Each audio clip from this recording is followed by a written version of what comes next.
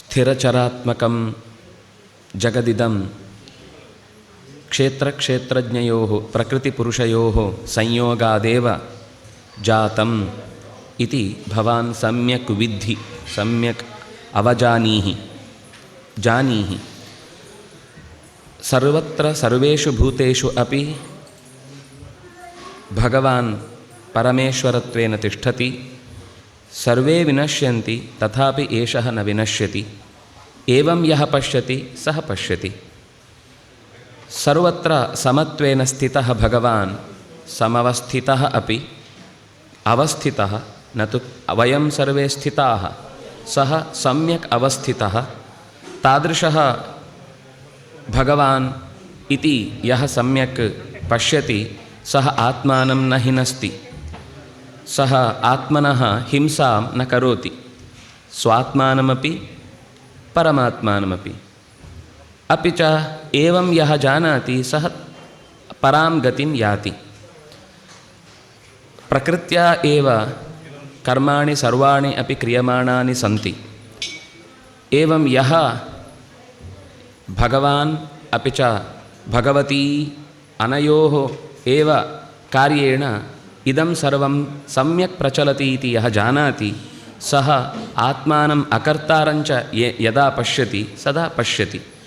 No ಚೇತ್ ಅಹಮೇವ ಕರೋಮಿ ಮಯಾ ಇವ ಕ್ರಿಯತೆ ಅಹಮೇವ ಕರ್ತ ಇತ್ಯಾದಿಕೇನ ಜ್ಞಾನೇನ ಸರ್ವದಾ ಅಪಿ ಪುನಃ ದುಃಖಮೇವ ಜಾಯತೆ. ಯತೋ ಹಿ ಮಯಾ ಕ್ರಿಯತೆ ಇತಿ ಚಿಂತ್ಯತೆ. ಪರಂತು ಅನ್ಯತ್ರ ಮಯಾ ಏವಂ ಕೃತಂ ತಥಾಪಿ ಪ್ರತಿಫಲಿತಂ ನಾಸ್ತಿ ಕಿಮಪಿ ಇತಿ ಪುನಃ ಮನಸಿ ದುಃಖಮೇವ ಜಾಯತೆ. ಅತಃ ತಾದೃಶಂ ದುಃಖಂ ಯದಾ ಜಾಯತೆ ಇತ್ಯುಕ್ತೆ ಅಹಮೇವ ಕರ್ತ ಇತಿ ಯಃ ಮನ್ಯತೆ ತಸ್ಯೈವ ದುಃಖಂ ಭವತಿ. ಅಪಿ ಚ ಸರ್ವಾಣಿ ಅಪಿ ಭೂತಾನಿ ಸಂತಿ ಪೃಥಕ್ತ್ವೇನೈವ ಸಂತಿ.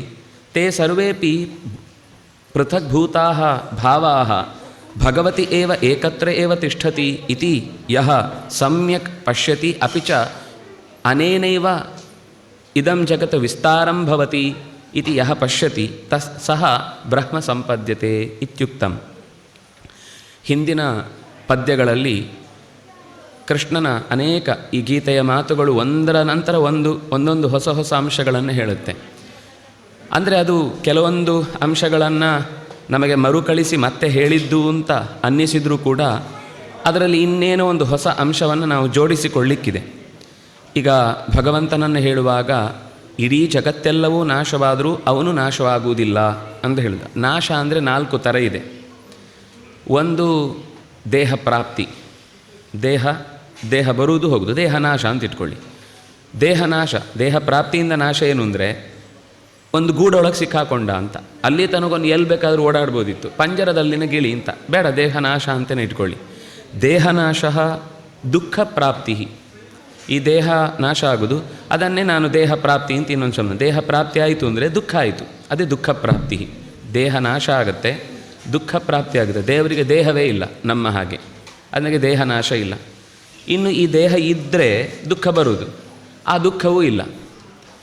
ಇನ್ನು ಸಮಸ್ಯೆ ಆಗಬಹುದಾದದ್ದೇನು ಅಂದರೆ ಸ್ವರೂಪವೇ ನಾಶ ಆಗೋದು. ಸ್ವರೂಪ ನಾಶವೂ ಆಗೋದಿಲ್ಲ. ಸ್ವರೂಪ ಅಂದರೆ ಏನು? ಅದರದ್ದು ಮೂಲ ಒಂದು ಎಸೆನ್ಸ್ ಇರುತ್ತೆ, ಎಕ್ಸ್ಕ್ಲೂಸಿವ್ ಆದ ಒಂದು ಕ್ವಾಲಿಟಿ ಇದೆ. ಕ್ವಾಲಿಟಿ ಯಾವತ್ತೂ ನಾಶ ಆಗೋದಿಲ್ಲ. ಕ್ವಾಲಿಟಿ ಅನ್ನೋದು ಯಾವುದು ಸ್ವಭಾವವೋ ಅದು ನಾಶ ಆಗೋದಿಲ್ಲ. ಅದನ್ನಾಗಿ ಸ್ವರೂಪ ನಾಶ ಇಲ್ಲ.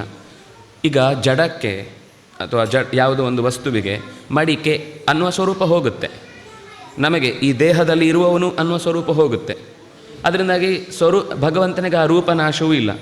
ಈಗ ನಾವು ನಾಯಿಯ ಶರೀರದಲ್ಲಿದ್ದಾಗ ನಾಯಿಯ ಸ್ವರೂಪದ ಶರೀರ ಬರುತ್ತೆ, ಯಾವುದೋ ಪ್ರಾಣಿ ಬಂದಾಗ ಪ್ರಾಣಿ, ಮರ ಬಂದಾಗ ಮರ, ಹೀಗೆ ಯಾವುದೋ ಒಂದು ಸ್ವರೂಪ ಇರುತ್ತೆ. ಅದು ಹೋಯಿತು ಅಂದರೆ ನಮಗೆ ತೋರಿಸ್ಕೊಳ್ಳಿಕ್ಕೇನೂ ಇಲ್ಲ.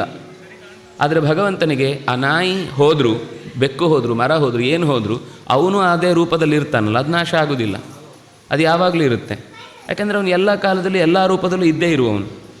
ಕೊನೆಯದ್ದು ಅಪೂರ್ಣತೆ, ಇದು ಒಂದು ದೋಷ. ಅಪೂರ್ಣತೆ ಅಂದರೆ ನಮಗೆ ಅಯ್ಯೋ ಇಷ್ಟೇ ಶಕ್ತಿ ಇರೋದು, ಇದಕ್ಕಿಂತ ಚೂರು ಹೆಚ್ಚು ಶಕ್ತಿ ಇದ್ದರೆ ನಾನು ಮಾಡಿಬಿಡ್ತಿದ್ದೆ. ಭಗವಂತನಿಗೆ ನನಗಿದೊಂದು ಶಕ್ತಿ ಇರಲಿಲ್ಲ ಅಂತ ಹೇಳ್ಕೊಳ್ಳಿಕ್ಕಿಲ್ಲ, ಅವನು ಪೂರ್ಣ. ಅಪೂರ್ಣತೆ ಎನ್ನುವ ದೋಷ ಇಲ್ಲ.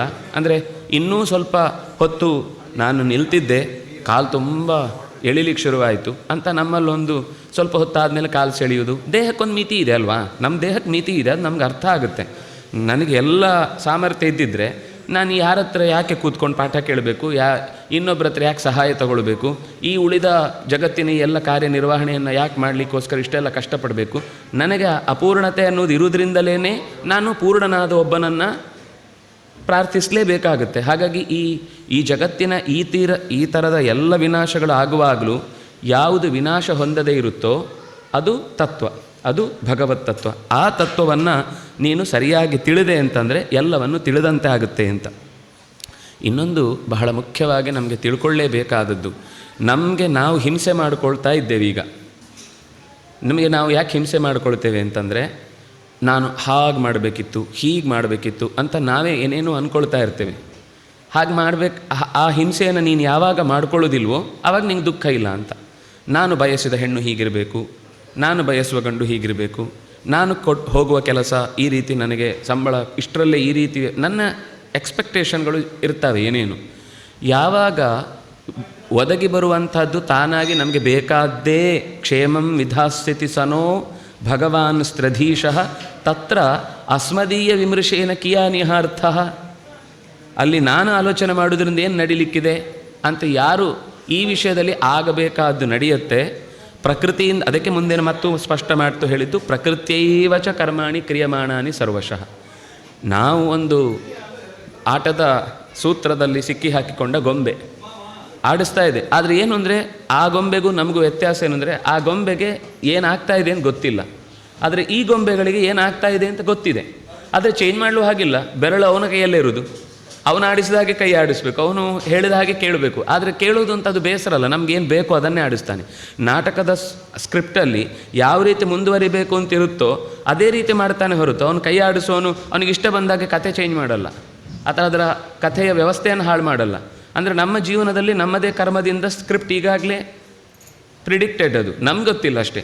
ನಮಗೆ ಯಾಕೆ ಗೊತ್ತಿಲ್ಲ ಅಂದರೆ ನಾವು ಕ್ಷೇತ್ರಜ್ಞರಲ್ಲ, ಕ್ಷೇತ್ರಸ್ಥರು. ಈ ಕ್ಷೇತ್ರದಲ್ಲಿ ಇದ್ದೇವೆ, ಇರುವುದು ಮಾತ್ರ ನಮ್ಮ ದೊಡ್ಡತನ, ನಾವು ಅಷ್ಟರಲ್ಲೇ ಮೆರೀತೇವೆ. ನಾನು ಈ ಮನೆಯಲ್ಲಿದ್ದೇನೆ ಗೊತ್ತಾ ಅಂತ. ಆಯ್ತಪ್ಪ, ಬಾಡಿಗೆ ಕಟ್ಟುದು ಯಾರು, ಇದಕ್ಕೆ ರಿಪೇರಿ ಮಾಡೋದು ಯಾರು, ನೋಡ್ಕೊಳ್ಳೋದು ಯಾರು, ನಮಗೆ ಗೊತ್ತಿಲ್ಲ ಸರಿಯಾಗಿ ಏನಾಗ್ತಾ ಇದೆ ಅಂತ. ಆಮೇಲೆ ಹೀಗೆಗೋ ಪ್ರಯತ್ನ ಮಾಡಿ ಅದಾಯಿತು ಇದಾಯಿತು ಅಂತ ಒಂದಿಷ್ಟು ಶರೀರದ ರಕ್ಷಣೆಗೋಸ್ಕರ ಪ್ರಯತ್ನ ಮಾಡ್ತೇವೆ. ಅದು ಎಷ್ಟು ಯಶಸ್ಸು ಸಿಗುತ್ತೆ ಅಂತ ನಮಗೆ ಗೊತ್ತಿಲ್ಲ. ಹಾಗಾಗಿ ಯಾರು ತನಗೆ ತಾನೇ ಹಿಂಸೆ ಮಾಡಿಕೊಳ್ತಾನೆ ಅಂತಂದರೆ, ತಾನೇ ಎಲ್ಲ ಮಾಡ್ತೇನೆ ಅಂತ ಅಂದುಕೊಂಡು ಓವರ್ ಎಕ್ಸ್ಪೆಕ್ಟೇಷನ್ ಇಟ್ಕೊಂಡವ ತನಗೆ ಹಾನಿ ಮಾಡ್ಕೊಳ್ತಾನೆ. ದುಃಖ ಆಗೋದು ಇದೇ ಕಾರಣಕ್ಕಲ್ವ. ದುಃಖ ಬರಲಿಕ್ಕೆ ಕಾರಣ ಅದು ಸರ್ವಸಮರ್ಥ ಅಂತ ತಿಳಿಯದೇ ಇರುವುದು, ಮತ್ತು ನಾನೇ ಸರ್ವಸಮರ್ಥ ಅಥವಾ ನಾನೇ ಎಲ್ಲವನ್ನು ಮಾಡುವನು ಅಂತ ತಿಳಿಯುವುದು. ಇದು ಎರಡು ಆಚೀಚೆ ಆದರೆ ಆಗ ಎಲ್ಲ ಕ್ಲಿಯರ್ ಆಗಿಬಿಡುತ್ತೆ. ಇದು ಆಚೀಚೆ ಆಗೋದೇ ಇಲ್ಲ, ನಾವೇ ಆಚೀಚೆ ಆಗಿಬಿಟ್ಟಿದ್ದೀವಿ. ಅದರಿಂದಾಗಿ ದುಃಖ ಅನ್ನೋದು ಹಿನಸ್ತಿ, ಆತ್ಮಾನಂ ಹಿನಸ್ತಿ. ಎಲ್ಲ ಕಾಲದಲ್ಲೂ ತನಗೆ ತಾನೇ ಹಾನಿ ಮಾಡಿಕೊಳ್ಳುವುದಕ್ಕೆ ಇರುವ ಕಾರಣ ಅರಿವಿನ ಕೊರತೆ. ಅದನ್ನೇ ಹಿಂದೆಯೂ ಹೇಳಿದ್ದು, ಧ್ಯಾನೇನಾತ್ಮನಿ ಪಶ್ಯಂತಿ, ಈ ಮಾತುಗಳನ್ನೆಲ್ಲ ಹೇಳುವಾಗ ಎಲ್ಲ ಕಡೆಯಲ್ಲೂ ಜ್ಞಾನ ಮುಖ್ಯವೇ. ಜ್ಞಾನ ಸರಿ ಇದ್ದರೆ, ಈಗ ಅಜಾಮಿಳನ ಕಥೆಯಲ್ಲಿ ಅವನಿಗೆ ಹಿಂದಿನ ಸಂಸ್ಕಾರ ಇದ್ದದ್ರಿಂದ, ಅರಿವು ಇದ್ದದ್ರಿಂದ, ಪ್ರಕೃತಿ ಪುರುಷ ಇದೆರಡೇ ಜಗತ್ತನ್ನು ನಡೆಸುವುದು ಅಂತ ಅವನಿಗೆ ಗೊತ್ತಿದ್ದರಿಂದ ತಪ್ಪಿತು. ಪ್ರಾರಬ್ಧವಶಾತ್ ಅವನ ಜೀವನ ಇಡೀ ಟ್ರ್ಯಾಕ್ ತಪ್ಪಿ ಹೋಯಿತು. ಆದರೂ ಒಂದು ಸೆಕೆಂಡಲ್ಲಿ ಒಂದು ಆ ವಿಷನ್ನ ಕಾಣಿಸಿಕೊಳ್ಳುವಿಕೆಯಿಂದ ಇಡೀ ನನ್ನ ಜೀವನ ಇಲ್ಲಿ ತನಕ ಎಷ್ಟು ಟ್ರ್ಯಾಕ್ ತಪ್ಪಿ ಎಲ್ಲೋ ಹೋಗಿತ್ತು ಅಂತ ಗೊತ್ತಾಯ್ತಲ್ವ. ಇಲ್ಲಾಂದರೆ ಅವನು ಎಲ್ಲ ಬಿಟ್ಟು ಹರಿದ್ವಾರದಲ್ಲಿ ಬಂದು ಕೂತ ತಪಸ್ಸು ಯಾಕೆ ಮಾಡಬೇಕಿತ್ತು? ನಾನು ಇದೆಲ್ಲ ಬೇರೆಯವರಿಗೂ ಹೇಗೋ ಇದೇ ನಾಮೋಚ್ಚಾರಣೆಯನ್ನು ಎಷ್ಟೋ ಸರ್ತಿ ಮಾಡ್ತಾರೆ. ಆದರೆ ಅವ್ರಿಗೆ ಹಾಗೆ ನಾಮೋಚ್ಚಾರಣೆ ಮಾಡಿದವರೆಲ್ಲರೂ ಮನೆಯಿಂದ ಎಲ್ಲ ಸಮಸ್ಯೆಗಳನ್ನು ಬಿಟ್ಟು ಹೊರಕ್ಕೆ ಬಂದು ನಿರ್ಲಿಪ್ತರಾಗಿ ನಿಲ್ಲುವುದು ಸಾಧ್ಯ ಇಲ್ಲ. ಹಾಗಾದರೆ ಹಿಂದೆ ಎಲ್ಲೋ ಒಂದು ತಿಳುವಳಿಕೆಯ ಪ್ರಭಾವ ಸಂಸ್ಕಾರ ಇತ್ತು. ಅದರಿಂದಾಗಿ ನಾವು ಯಾವತ್ತು ಏನು ಓದಿದರೂ ಅದು ವ್ಯರ್ಥ ಆಗುವುದಿಲ್ಲ. ನಾವು ಯಾವುದೇ ಕಾಲಕ್ಕೆ ಏನೇ ಒಳ್ಳೆಯ ಕೆಲಸ ಮಾಡಿದರೂ ಸ್ವಲ್ಪಮಪ್ಯಸ್ಯ ಧರ್ಮಸ್ಯ, ಅದು ಸ್ವಲ್ಪವೇ ಆಗಿದ್ದರೂ ಭಯ ಇಲ್ಲ. ಬದುಕಿನಲ್ಲಿ ಅದು ನಷ್ಟ ಆಯಿತು, ವ್ಯರ್ಥ ಆಯಿತು, ಯಾರಿಗೂ ಗೊತ್ತಾಗಲಿಲ್ಲ, ನಾವು ಯಾವುದೋ ಸಾಮಾಜಿಕ ಜಾಲತಾಣದಲ್ಲಿ ಹಾಕಲಿಲ್ಲ, ಯಾರಿಗೂ ಗೊತ್ತಾಗಲಿಲ್ಲ, ನೀನು ಆ ಕೆಲಸ ಮಾಡಿದ್ಯಾ ಅಂತ ಕೇಳೋರೇ ಇಲ್ಲ ಅಂತಾಯಿತು. ಇವ್ರು ಯಾರು ಕೇಳದೇ ಇರ್ಬೋದು, ಅವನು ನೋಡ್ತಾ ಇರ್ತಾನೆ.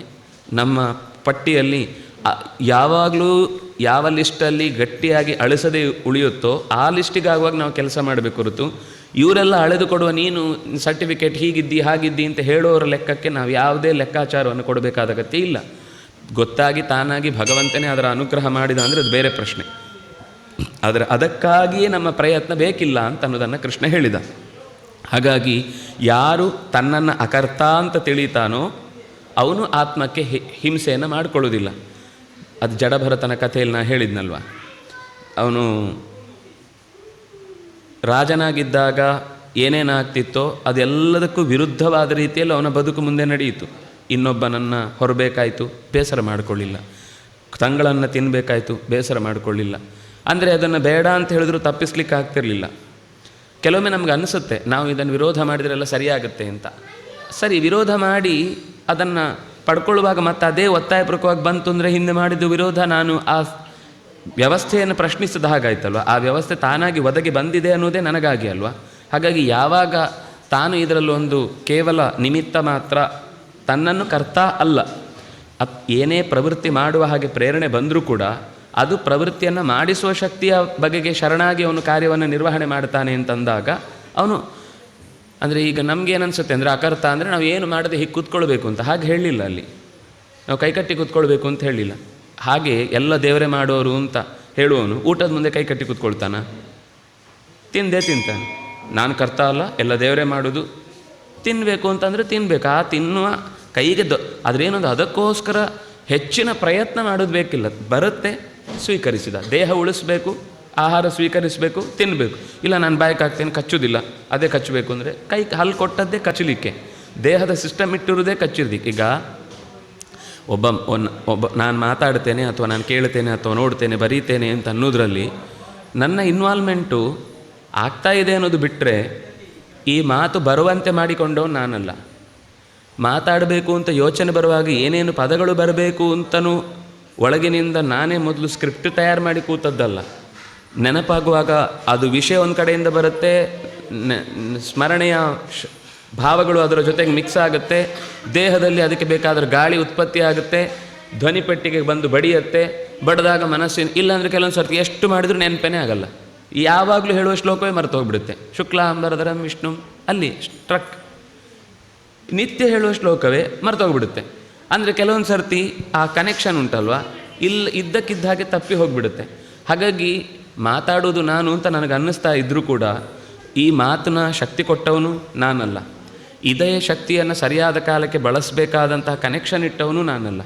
ಆಯಾ ಕಾಲಕ್ಕೆ ಗಾಳಿ ಹೊರಟು ಆಯಾ ಅಕ್ಷರಗಳ ಹೊಡೆತವನ್ನು ಸರಿಯಾಗಿ ಗಮನಿಸಿ ಆ ಮೂಲಕ ಅದೇ ಅಕ್ಷರ ಬರುವಂತೆ ಯೋಚನೆ ಮಾಡಿ, ಧ್ವನಿಯು ಹಾಗೆ ಬರುವಂತೆ ವ್ಯವಸ್ಥೆ ಮಾಡಿ, ಅದು ಇಂಥದ್ದೊಂದು ಯಂತ್ರದೊಳಗೆ ಪ್ರವೇಶ ಮಾಡಿ ಅದು ಈ ರೀತಿ ಇಷ್ಟು ದೊಡ್ಡದಾಗಿ ಮಾಡೋದಕ್ಕೆ ಇಲ್ಲಿ ಏನೂ ನನ್ನ ಪಾತ್ರವೇ ಇಲ್ಲ. ಬಾಯಿ ತೆಗೆದಾಗ ಮಾತು ಬಂತು, ಹೇಳುವಾಗ ಆ ಅಕ್ಷರಗಳ ಉಚ್ಚಾರಣೆಯ ಸ್ಥಳಗಳನ್ನೆಲ್ಲ ಗುರುತಿಸಿದ್ರೆ ಅದನ್ನು ಗುರುತಿಸ್ಲಿಕ್ಕೆ ನಮಗೊಂದು ಗಂಟೆ ಬೇಕು.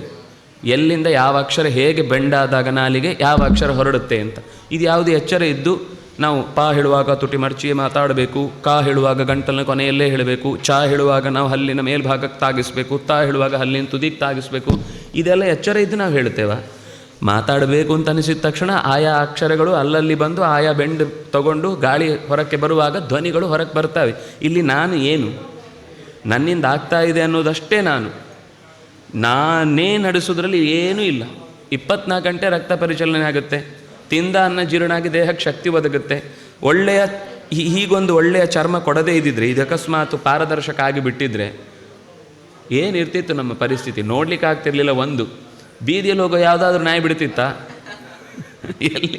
ಎಲ್ಲಿ ಹೋದರೂ ಅಂಟಿಸ್ಕೊಂಡು ಬಾ ಅಂತ ಬರ್ತಿತ್ತು. ಆದರೆ ಈ ಒಳಗಿನ ಏನು ಗಲೀಜುಗಳು, ಅಯ್ಯೋ ಗಲೀಜು ಅಂತ ಅಂತಾರೆ, ಹೊಟ್ಟೆ ಒಳಗೆ ಏನಿದೆ ಅಂತ ಯಾರಿಗೆ ಗೊತ್ತು? ನಮಗೂ ಕಾಣಲ್ಲ, ಬೇರೆಯವ್ರಿಗೂ ಕಾಣಲ್ಲ. ಕೂತಾಗ ಯಾಕೋ ತಡಿಲಿಕ್ಕಾಗಲ್ಲ ಅಂತ ಎದ್ದೋಗ್ಬೋದಷ್ಟೇ, ಬಿಟ್ಟರೆ ಹೇಳಲಿಕ್ಕಂತೂ ಆಗಲ್ಲ. ಹಾಗಾದರೆ ನಮ್ಮೊಳಗೆ ಏನಿದೆ ಅನ್ನೋದೇ ನಮ್ಗೆ ಗೊತ್ತಿಲ್ಲ. ಕ್ಷೇತ್ರಸ್ಥರು ನಾವು, ಕ್ಷೇತ್ರಜ್ಞರೂ ಅಲ್ಲ. ಅದನ್ನಾಗಿ ಪ್ರಕೃತಿಯಿಂದಲೇ ಇದೆಲ್ಲ ನಿರ್ಮಾಣ ಆಗುತ್ತೆ. ನಾನು ಇದರಲ್ಲಿ ಯಾವುದೇ ರೀತಿಯಿಂದಾಗಿ ಸ್ವತಂತ್ರವಾದ ಕರ್ತ ಅಲ್ಲ. ಅವನ ಇಚ್ಛೆಗೆ ಅನುಗುಣವಾದ ಕರ್ತೃತ್ವವನ್ನು ಭಗವಂತ ನಡೆಸಿದಂತೆ ನಡೆಯುವ ಒಂದು. ಯಾಕೆಂದರೆ ಚೆಂಡಿಗೆ ಹೋಗುವಾಗ ತಾನು ಹೋಗ್ತಾ ಇದ್ದೇನೆ ಅಂತ ಗೊತ್ತಿಲ್ಲ, ಆದರೆ ನಾನು ಓಡುವಾಗ ನಾನು ಓಡ್ತಾ ಇದ್ದೇನೆ ನನಗೆ ಗೊತ್ತಾಗುತ್ತೆ. ಇದು ಎರಡು ವ್ಯತ್ಯಾಸ. ಮತ್ತು ನಾನು ಮಾಡುವಾಗ ನಾನು ಅನ್ನೋದನ್ನು ಇಟ್ಟುಕೊಳ್ಳುತ್ತೇನೆ, ಅದನ್ನಾಗಿ ನನಗೆ ಪ್ರತಿಯೊಂದು ಕರ್ಮದ ಜೊತೆ ಲೇಪ ಆಗುತ್ತೆ. ಈ ಜಡ ವಸ್ತುವಿಗೆ ಕರ್ಮದ ಲೇಪವೂ ಇಲ್ಲ.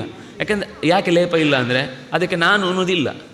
ಯಾವಾಗ ನಾನು ಕೂಡ ಜಡದ ಹಾಗೆ ಅಂದರೆ ತಿಳ್ಕೊಳ್ಳೋದಿಲ್ಲ ಅಂತ ಅರ್ಥ ಅಲ್ಲ, ಜಡಕ್ಕೆ ಹೇಗೆ ಕರ್ತೃತ್ವದ ಭಾವ ಇಲ್ಲದೇ ಇರೋದ್ರಿಂದ ಅದಕ್ಕೆ ಕರ್ಮ ಇಲ್ವೋ ಹಾಗೆ ನಮಗೂ ಕೂಡ ಕರ್ತೃತ್ವ ಭಾವನ ನಾನೇ ಸ್ವತಂತ್ರವಾಗಿ ಮಾಡ್ತೇನೆ ಅನ್ನುವ ಎಚ್ಚರ ಇಲ್ಲದೇ ಇರೋದ್ರಿಂದ ಅವನು ಕೂಡ ನನ್ನಿಂದ ಕೆಲಸ ಆಗ್ತಾ ಇರುವ ಕೆಲಸ ಗೊತ್ತಾಗುತ್ತೆ, ಆದರೆ ನಾನೇ ಸ್ವತಂತ್ರವಾಗಿ ಇದನ್ನು ನಡೆಸ್ತೇನೆ ಅಂತ ಯೋಚಿಸುವುದಿಲ್ಲ. ಅದರಿಂದಾಗಿ ಅವನು ಕೂಡ ಕರ್ಮದ ಲೇಪವನ್ನು ಹೊಂದುವುದಿಲ್ಲ.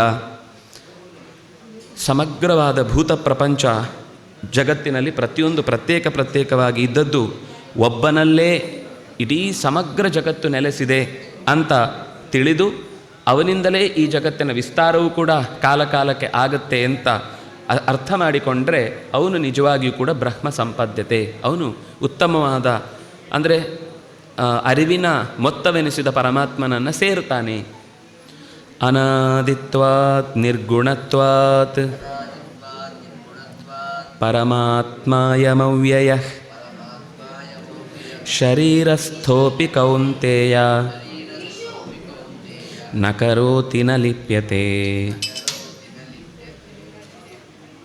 ಈ ಪರಮಾತ್ಮ ಅನಾದಿತ್ವಾತ್, ಆದಿ ಅಂದರೆ ಕಾರಣ, ಅನಾದಿತ್ವ ಅಂದರೆ ಅವನಿಗೆ ಕಾರಣ ಯಾರೂ ಇಲ್ಲ, ಅವನಿಗೆ ಆದಿ ಇಲ್ಲ. ಕಾರಣವು ಏನು? ಕಾರಣ ಏನು? ಮೊದಲಿದ್ದರೆ ಕಾರಣ, ಆಮೇಲೆ ಇದ್ದಿದ್ದು ಕಾರಣ ಹೇಗಾಗುತ್ತೆ? ಅದೇ ಆಮೇಲೆ ಬಂದದ್ದು, ಆದರೂ ನಾನೇ ಕಾರಣ ಅಂತ ಹೆಂಗೆ ಹೇಳ್ಕೊಂಡು ನಾವೆಲ್ಲ ಕಾರಣ ಅಂತ ಹೇಳ್ಕೊಳ್ಳಿಕ್ಕೆ ಈ ಜಗತ್ತು ಸೃಷ್ಟಿಯಾಗೋಗಿ ಕಣ್ಣೇ ಬಿಟ್ಟಿರಲಿಲ್ಲ. ನಾಣ್ಯತ್ ಕಿಂಚನ ಮಿಷತ್, ಯಾವುದೂ ಕಣ್ಣು ಬಿಟ್ಟಿರಲಿಲ್ಲ. ಕಣ್ಣು ಬಿಟ್ಟಿದ್ದ ಸಂಗತಿ ಒಂದೇ, ಹಾಗಾದರೆ ಅದೇ ಕಾರಣ ಆಗಬೇಕು. ಈಗ ಇದ್ದ ತಕ್ಷಣ ಕಾರಣ ಆಗಬೇಕು ಅಂತ ಎಲ್ಲ ಇಲ್ಲ, ಅದನ್ನು ಮುಂದೆ ಹೇಳ್ತಾನೆ. ಅದನ್ನು ಉದಾಹರಣೆಯಾಗಿ ತಗೊಳ್ತಾರೆ.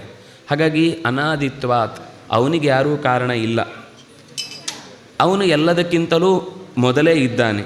ಆದ್ದರಿಂದಾಗಿ ಅನಾದಿತ್ವಾತ್, ಅವನು ಎಂದೂ ಹುಟ್ಟದವನು. ನಿರ್ಗುಣತ್ವಾತ್, ಅವನಿಗೆ ಭಾರತ ಶುರುವಾಗುವುದೇ ತ್ರೈಗುಣ್ಯವರ್ಜಿತಂ ಅಜಂ ಈಶಂ ಆದ್ಯಂ ವಿಭುಂ ಎಲ್ಲ ಶಬ್ದಗಳು ಹಾಕುವಾಗ ತ್ರೈಗುಣ್ಯವರ್ಜಿತಂ. ಕೃಷ್ಣ ಹಿಂದೆಯೂ ಹೇಳಿದ್ದು ನಿಸ್ತ್ರೈಗುಣ್ಯೋ ಭವ ಅರ್ಜುನ ಅಂತ, ಗುಣಗಳಿಂದ ಆಚೆಗೆ ನಿಂತವನು ಅಂತ. ನಾವು ಗುಣಗಳ ಈಚೆಗಿದ್ದೇವೆ, ಆಚೆಗೆ ಹೋಗಬೇಕು ಅಂದರೆ ಅವನು ನಿರ್ಗುಣ ಅಂತ ಚಿಂತಿಸಬೇಕು. ಅವನು ನಿರ್ಗುಣ ಅಂದರೆ ಗುಣವೇ ಇಲ್ಲ ಅಂತಲ್ಲ, ನಮ್ಮ ಗುಣವನ್ನು ಬಿಡಿಸುವ ಗುಣ ಆದರೂ ಇರಬೇಕಲ್ಲ ಅವನಿಗೆ. ನಿರ್ಗುಣ ಅಂತ ಚಿಂತಿಸಿ ನಮ್ಮ ಗುಣಗಳನ್ನು ಬಿಡಿಸುವ ಶಕ್ತಿಯೂ ಇಲ್ಲ ಅಂದರೆ ಉಪಾಸನೆ ಮಾಡಿದಾಗೆ. ನನ್ನ ನಿರ್ಗುಣ ಅಂತ ಹೇಳಿದ್ದಲ್ವ, ನೀನು ಕೂಡ ಕಲ್ಬಂಡೆ ಅಂತ ಹಾಗೆ ಇರು, ನಿರ್ಲಿಪ್ತನಾಗಿರು, ನಿನಗೆ ಅಷ್ಟೇ. ಯಾಕೆಂದರೆ ಆ ಗುಣರಹಿತತೆ ಅನ್ನೋದು ದುಃಖಕ್ಕೆ ಕಾರಣ ಅಷ್ಟೇ, ಮತ್ತೊಂದು ರೀತಿಯಿಂದ. ಯಾವ ಗುಣವೂ ಇಲ್ಲ, ಆನಂದ ಅನ್ನುವ ಗುಣವೂ ಇಲ್ಲ, ಜ್ಞಾನ ಅನ್ನುವ ಗುಣವೂ ಇಲ್ಲ, ಯಾವ ಗುಣವೂ ಇಲ್ಲ, ಕಲ್ಬಂಡೆ. ಹಾಗಲ್ಲ, ನಿರ್ಗುಣ ಅನ್ನೋದು ಅನಾದಿತ್ವಾತ್ ನಿರ್ಗುಣತ್ವಾತ್. ಈಗ ನಿರ್ಗುಣ ಅಂತ ಶಬ್ದ ಹಾಕಿದ ಮೇಲೆ ಅವನು ಪರಮಾತ್ಮ ಹೇಗಾಗ್ತಾನೆ? ಪರಮ ಆತ್ಮ ಅನ್ನೋದೊಂದು ಗುಣವೇ. ಮತ್ತೆ ಎಲ್ಲದಕ್ಕಿಂತ ಎತ್ತರ ಅಂತ ಹೇಳಬೇಕಾದ್ರೆ ಇನ್ನೊಂದು ಇರಬೇಕಲ್ವ, ಇನ್ನೊಂದು ಇದ್ದರೆ ಅದು ಎತ್ತರದ ವಸ್ತು ಆಗುತ್ತೆ. ಯಾವ ಭಗವಂತನಿಗೆ ಕಾರಣಗಳಿಲ್ಲ, ಅವನು ಪರಮಾತ್ಮ ಅಂತನ್ನುವನು ಅನಾದಿ, ಅವನಿಗೆ ಗುಣಗಳ ಅಂಟಿಸಿಕೊಳ್ಳುವಿಕೆ ಇಲ್ಲ, ಅವನು ಯಾವ ಕಾರಣಕ್ಕೂ ಕೂಡ ಯಾವುದೋ ಒಂದು ಕಾರಣದಿಂದ ವ್ಯಯ ಆಗುವುದಿಲ್ಲ. ವ್ಯಯ ಅಂದರೆ ನಾಶ, ವ್ಯಯ ಅಂದರೆ ಕೊರತೆ. ಅವನಿಗೆ ಕೊರತೆ ಇಲ್ಲ, ಅಳಿವಿಲ್ಲ ಅಂತ ಅರ್ಥ. ಅವ್ಯಯ ಅಂದರೆ ಅಳಿವಿಲ್ಲದವನು, ಯಾವುದೇ ರೀತಿಯಿಂದ ಅಳಿವಿಲ್ಲ. ಆಮೇಲೆ ಶರೀರಸ್ಥೋಪಿ, ನಮ್ಮ ಶರೀರದಲ್ಲಿರ್ತಾನೆ. ಕೌಂತೆಯ ನಕರೋತಿ ನ ಲಿಪ್ಯತೆ. ನಕರೋತಿ ಅಂತಂದರೆ ನನಗೋಸ್ಕರ ಇದರಲ್ಲಿ ಏನೋ ಬೇಕು ಅಂತ ಅವನು ಮಾಡಲ್ಲ, ಈ ಶರೀರಕ್ಕೆ ಬೇಕು ಅಂತ ಮಾಡ್ತಾನೆ ಹೊರತು ನನಗೋಸ್ಕರ ಅಂತ ಏನೂ ಮಾಡಲ್ಲ. ಅಂದರೆ ಏನಾಗುತ್ತೆ ಅಂದರೆ ನಮ್ಮಲ್ಲಿ ಕೆಲವೊಂದು ಸರ್ತಿ ನಾವು ನಮಗಾಗಬೇಕಾದ ಕೆಲಸವನ್ನು ದೇವರ ಹೆಸರು ಹೇಳಿ ಸ್ವಾಮಿ ಕಾರ್ಯ ಅಂತ ಆಗೋದು ಸ್ವಕಾರ್ಯ. ಸ್ವಾಮಿ ಕಾರ್ಯ ಸ್ವಕಾರ್ಯ ಅಂತ ಅನ್ನೋದು ಸಹಜವಾಗಿ ನಡೆದರೆ ಸರಿ, ಆದರೆ ಹೆಸರು ಸ್ವಾಮಿ ಕಾರ್ಯದ್ದು ಆಗೋದು ಸ್ವಕಾರ್ಯನೇ. ದೇವರ ಹೆಸರು ಹೇಳೋದು ನಾವು ಎಲ್ಲ ಹೆಚ್ಚಿನದು ಮಾಡೋದು ಹೀಗೇನೆ. ಹೆಸರು ಮಾತ್ರ ದೇವರದ್ದು, ಆ ಲಾಭ ಎಲ್ಲ ನಮ್ಮದೇ. ನಿಜವಾಗಿ ಯೋಚನೆ ಮಾಡಿದರೆ ಎಷ್ಟೋ ಸರ್ತಿ ಅದರಲ್ಲಿ ದೇವರಿಗೆ ಏನೂ ಬೇಕಾಗಿರುವುದೇ ಇಲ್ಲ, ದೇವರಿಗೆ ಯಾವುದರ ಅಗತ್ಯವೂ ಇಲ್ಲ. ನಾವು ಮಾಡಿಕೊಳ್ಳೇಬೇಕಾದದನ್ನು ದೇವರಿಗೆ ಕೊಟ್ಟು ಮಾಡಿಕೊಳ್ಬೇಕು ಅನ್ನೋದನ್ನು ತಿಳಿಸ್ಲಿಕ್ಕೋಸ್ಕರ ಹೇಳುವಂಥದ್ದಷ್ಟೇ. ಹಾಗಾಗಿ ಶರೀರಸ್ಥೋಪಿ, ಈ ಶರೀರದ ಒಳಗೆ ಇದ್ದರೂ ಕೂಡ ಅವನು ಏನನ್ನೂ ಮಾಡುವುದಿಲ್ಲ, ಅದರಿಂದಾಗಿ ಏನನ್ನೂ ಅಂಟಿಸಿಕೊಳ್ಳುವುದಿಲ್ಲ. ಇದೇ ಒಬ್ಬ ಜೀವನು ಹೀಗೇನೆ, ಜೀವನವನಾದಿಯೇ. ಭಗವಂತನ ಎಚ್ಚರ ಬಂದರೆ ಅವನು ನಿರ್ಗುಣನೇ, ಪರಮನನ್ನೇ ಆತ್ಮನನ್ನಾಗಿ ಅಂತರ್ಯಾಮಿಯಾಗಿ ಹೊಂದಿದಂತಹ ಜೀವ ಅವನು ಪರಮಾತ್ಮ ಸಂಸಾರಿ ಜೀವ ಅಲ್ಲ, ಇವನು ಮಾತ್ರ ಸಂಸಾರದಲ್ಲಿ ಚಲಿಸುವ ಜೀವ. ಹಾಗಾಗಿ ಜಡದ ಹಾಗೆ ಅದಕ್ಕೆ ವಿಕಾರ ಇಲ್ಲ, ಜೀವಕ್ಕಾಗಲಿ ಪರಮಾತ್ಮನಿಗಾಗಲಿ ಎರಡೂ ಅರ್ಥದಲ್ಲಿ ಅದು ತೆರೆಕೊಳ್ಳುವಂತಹ ಮಾತು. ಹಾಗಾಗಿ ಅವನೇ ಎಲ್ಲವನ್ನು ಮಾಡ್ತಾನೆ, ಆದರೆ ಅವನು ಏನನ್ನು ಅಂಟಿಸಿಕೊಳ್ಳುವುದಿಲ್ಲ. ಯಾರು ಪರಮಾತ್ಮನನ್ನು ಹೀಗೆ ಅವನು ಎಲ್ಲವನ್ನೂ ಮಾಡಿಯೂ ಏನು ಮಾಡದವನಂತೆ ಇರ್ತಾನೆ ಮತ್ತು ಏನನ್ನು ಅಂಟಿಸಿಕೊಳ್ಳುವುದಿಲ್ಲ ಅಂತ ಯಾರು ಚಿಂತಿಸ್ತಾನೋ ಅವನು ಎಲ್ಲವನ್ನು ಮಾಡಿ ಶರೀರಸ್ಥೋಪಿ ಕೌಂತೆಯ ನಕರೋತಿ. ಅವನು ಶರೀರದಲ್ಲೇ ಇದ್ದರೂ ಕೂಡ ಜಡಭರತನ ಹಾಗೆ ಎಲ್ಲವನ್ನೂ ಮಾಡ್ತಿರ್ತಾನೆ, ಆದರೆ ಯಾವುದನ್ನು ಅಂಟಿಸಿಕೊಳ್ತಾ ಇರುವುದಿಲ್ಲ. ನಕರೋತಿ ನಲಿಪ್ಯತೆ. ಆ ಕಾಳಿಯ ಮುಂದೆ ಕರೆದೊಯ್ದು ಮೀಸಿ ಹೊಸ ಬಟ್ಟೆ ಹಾಕಿ ಹೂಹಾರ ಹಾಕಿ ತಿಲಕ ಇಟ್ಟು ತಲೆ ಬಗ್ಗಿಸು ಅಂತ ಹೇಳಿ ಕತ್ತಿಯನ್ನು ಝಳಪಿಸಿ ಬಂದು ತಲೆ ಮೇಲೆ ಹೊಡೆಯುವ ಹೊತ್ತಿಗೂ ಸುಮ್ಮನಿದ್ದ. ಇದಕ್ಕೆ ಗುಂಡಿಗೆ ಗಟ್ಟಿ ಇರಬೇಕು, ಯೋಚನೆ ಮಾಡಲಿಕ್ಕೇ ಭಯ ಆಗುತ್ತೆ. ಅಂಥದ್ರಲ್ಲಿ ಅವನು ಅದನ್ನು ಅಲ್ಲೂ ನಿಶ್ಚಯ, ಅದು ವಿಶ್ವಾಸ, ಅದು ನಿಶ್ಚಿತವಾದ ಒಂದು ಎಚ್ಚರ. ಆ ಸ್ಥಿತಿಯಲ್ಲೂ ಕೂಡ ತಲೆ ತಗ್ಗಿಸಿ ನಿಂತ. ಆ ಪ್ರತಿಮೆಯಲ್ಲಿ ಕೂತವಳಿಗೆ ತಡಿಲಿಕ್ಕಾಗಲಿಲ್ಲ ಇವನ ಈ ನಿರ್ಲಿಪ್ತತೆ. ಅಂದರೆ ನಿರ್ಲಿಪ್ತತೆ ಅಂದರೆ ಜಡ ಅಂತಲ್ಲ, ಭಗವಂತನಲ್ಲಿ ಲಿಪ್ತ. ಆದರೆ ಲೋಕದ ತನ್ನ ರಕ್ಷಣೆ ತಾನು ಮಾಡಿಕೊಳ್ತೇನೋ, ಯಾಕೆಂದರೆ ಅವನಿಗೆ ರಾಜನಾಗಿದ್ದಾಗ ನಾನು ರಕ್ಷಣೆ ಮಾಡುವುದು ಅಂತ ಅಂದ್ಕೊಂಡೇ ಆ ಜಿಂಕೆ ಜೊತೆಗೆ ಸಂಬಂಧ ಬೆಳೆದದ್ದು. ಸಂಸಾರ ಬಿಟ್ಟು ಬಂದು ಮತ್ತೊಂದು ಸಂಸಾರದಲ್ಲಿ ಬಿದ್ದ. ಹಾಗೆ ಇದು ಮತ್ತೆ ಎಲ್ಲೋ ಒಂದು ಕಡೆ ಅಂಟಿಸಿಕೊಳ್ಳುವುದಕ್ಕೆ ಕಾರಣ ಆಗುತ್ತೆ. ನೀನು ಇಟ್ಟಾಂಗೆ ಇರುವೆನೋ ಹರಿಯೇ, ನೀನು ಇಟ್ಟಾಗಿರ್ತೇನೆ ಅಂತ ಅನ್ನೋದು ಅಷ್ಟು ವಿಶ್ವಾಸ ಇತ್ತು. ಅವನು ಶರೀರದಲ್ಲೇ ಇದ್ದ, ಆದರೆ ನಕರೋತಿ ಏನೂ ಮಾಡಲಿಲ್ಲ, ಆದರೆ ನಲಿಪ್ಯತೆ. ಕೆಲವೊಮ್ಮೆ ನಮ್ಗೆ ಅನಿಸೋದುಂಟು ನಾವೇ ಮಾಡಿಕೊಂಡಿದ್ದು ತಪ್ಪು ಅಂತೆಲ್ಲ. ಕೆಲವೊಮ್ಮೆ ಸರ್ತಿ ನಾವು ಎಷ್ಟೋ ಸರ್ತಿ ಮಾತಾಡ್ತೀವಿ, ಸ್ವಯಂಕೃತ ಅಪರಾಧ. ಹೌದು, ಕೆಲವೊಂದು ಸಂದರ್ಭದಲ್ಲಿ ಅದು ಇರುತ್ತೆ. ಆದರೂ ಅದು ಆಳದಿಂದ ಯೋಚನೆ ಮಾಡಿದರೆ ಸ್ವಯಂಕೃತ ಅನ್ನೋದು ಎಲ್ಲಿದೆ? ಆಗ ಯಾಕೆ ಹಾಗೆ ಹೇಳ್ತಾರೆ ಅಂದರೆ, ಕೊನೆಗೆ ಇಷ್ಟು ಎಚ್ಚರ ಕೊಟ್ಟಾಗಲೂ ಅವನದನ್ನು ಕೇಳಲಿಲ್ಲ. ಪ್ರಾರಬ್ಧ ಇತ್ತು, ಕೇಳಲಿಲ್ಲ ಅನ್ನೋದು ಯಾವುದಕ್ಕರ್ಥ? ಅವನ ಪ್ರಾರಬ್ಧ ಇದ್ದದ್ರಿಂದ ಕೇಳಿಲ್ಲ. ಇಲ್ಲಾಂದರೆ ಅಷ್ಟು ಬಿಡಿಸಿ ಹೇಳಿದ್ದಾನೆ ಯಾರಾದರೂ ಕೇಳೋದಿಲ್ಲ ಅಂದರೆ ಏನರ್ಥ? ಇವರು ಹೇಳಿದ್ದು ನನಗೆ ಬೆಚ್ಚಿಕೆ ಆಗುವಂಥದ್ದಲ್ಲ ಅನ್ನುವ ಭಾವ ಮೊದಲೇ ಅಜ್ಞಾನದ ರೂಪದಲ್ಲಿ ತುಂಬಿಕೊಂಡಿತ್ತು. ಹಾಗಾಗಿ ಅವನ ಮಾತುಗಳಾದರೂ ಕೇಳಿಸ್ಕೊಳ್ಳಿಕ್ಕೆ ಅಲ್ಲಿ ಯಾರೂ ತಯಾರಿರಲಿಲ್ಲ. ಆಗ ನಾವು ಬೈತೇವೆ. ಆದರೆ ಅದು ಸ್ವಯಂಕೃತ ಅಂದರೆ, ಸ್ವಯಂ ಅಂದರೆ ಪರಮಾತ್ಮ, ಪರಮಾತ್ಮನಿಂದ ಕೃತವಾದಂತಹ ಕಾರ್ಯ ಅದು. ಅಪರಾಧದ ದೋಷ ಅವನಿಗೆ ಅಪರಾಧ ಇಲ್ಲ, ಯಾಕೆಂದರೆ ಅವನು ಮಾಡಿದವನಾಗಿರಲ್ಲ. ಅದರಿಂದಾಗಿ ಭಗವಂತನ ಎಚ್ಚರವನ್ನು ಹೊಂದಿದವನಿಗೆ ಈ ದೇಹದೊಳಗೆ ಇದ್ದರೂ ಕೂಡ ಅವನು ಏನೂ ಅಂಟಿಸಿಕೊಳ್ಳುವುದಿಲ್ಲ. ಆದರೆ ಪರಮಾತ್ಮನೂ ಇದೇ ರೀತಿ ನಕರೋತಿ ನಲಿಪ್ಯತೆ. ಅವನಿಗೋಸ್ಕರ ಅಂತ ಏನನ್ನೂ ಮಾಡುವುದಿಲ್ಲ. ಶರೀರ ಅಂದರೆ ಕೇವಲ ನಮ್ಮ ಶರೀರ ಮಾತ್ರ ಅಲ್ಲ, ಹಿಂದೆ ಹೇಳಿದ ಈ ಜಗತ್ತು ಅನ್ನುವ ಶರೀರದಲ್ಲೂ ಕೂಡ ಯತ್ರ ತ್ರಿಸರ್ಗ ಮೃಷ, ಈ ಜಗತ್ತಿನ ಎಲ್ಲ ಸೃಷ್ಟಿಯೂ ಕೂಡ ಅವನ ವಿಷಯದಲ್ಲಿ ಯಸ್ಮಿನ್ ಭಗವತಿ ಮೃಷ, ಅವನ ವಿಷಯದಲ್ಲಿ ಇದು ಬೇಕಾಗಿಲ್ಲ, ಅವನಿಗೆ ಅಗತ್ಯವೇ ಇಲ್ಲ. ಮಾಡ್ತಾ ಇರೋದು ನಮಗೋಸ್ಕರ, ನಮ್ಮ ಬೆಳವಣಿಗೆಗೋಸ್ಕರ ಇಷ್ಟೆಲ್ಲ ವೈಚಿತ್ರ್ಯವಾದಂತಹ ಚಿತ್ರಣವನ್ನು ನಮ್ಮ ಮುಂದೆ ಬಹುಚಿತ್ರ ಜಗತ್ ಬಹುಧಾಕರಣಾತ್ ಪರಶಕ್ತಿರನಂತ ಗುಣ ಪರಮಃ, ಈ ತನ್ನ ಗುಣದ ಅನುಸಂಧಾನ ಮಾಡಲಿಕ್ಕೆ ಈ ಚಿತ್ರ ವಿಚಿತ್ರವಾದ ಪ್ರಪಂಚದ ಸೃಷ್ಟಿಯ ಪ್ರಕ್ರಿಯೆಯನ್ನು ಮುಂದಿಟ್ಟಿದ್ದಾನೆ. ಇದರಿಂದ ಅವನ ಗುಣಗಳು ಎಷ್ಟಿದೆ ಅಂತ ಗೊತ್ತಾಗುತ್ತೆ. ಏನು ಸೃಷ್ಟಿ ಇಲ್ಲದೆ ದೇವರನ್ನು ಚಿಂತಿಸಿ ಅಂದರೆ ಗ್ರಹಿಸುವುದಕ್ಕೆ ಏನಾದರೂ ಒಂದು ದಾರಿ ಬೇಕಲ್ವ? ಎಲ್ಲ ಖಾಲಿ ಕೋಣೆಯಲ್ಲಿ ಕೂತಿಸಿ ಚಿಂತಿಸಿ ಅಂದರೆ ಏನು ತಿಳುವಳಿಕೆ ಇಲ್ಲ ಅವನಿಗೆ. ಚಿಂತಿಸಿ ಅಂದರೆ ಏನಾದರೂ ಒಂದು ಚಿಂತಿಸಲಿಕ್ಕೆ ವಿಷಯ ಬೇಕಲ್ವ? ಆ ವಿಷಯವನ್ನು ಭಗವಂತ ಸೃಷ್ಟಿ ಮಾಡುವಾಗ ತನ್ನ ಸಾಮರ್ಥ್ಯ ಏನು, ಗುಣ ವೈವಿಧ್ಯ ಏನು ಅನ್ನೋದನ್ನು ತೋರಿಸುವ ರೀತಿಯಲ್ಲಿ ಸೃಷ್ಟಿ ಮಾಡಿಯೂ ನಕರೋತಿ, ಅವನಿಗೋಸ್ಕರ ಏನನ್ನು ಮಾಡುವುದಿಲ್ಲ. ಅದರಿಂದಾಗಿ ನಲಿಪ್ಯತೆ, ಅವನು ಏನನ್ನು ಅಂಟಿಸಿಕೊಳ್ಳುವುದಿಲ್ಲ.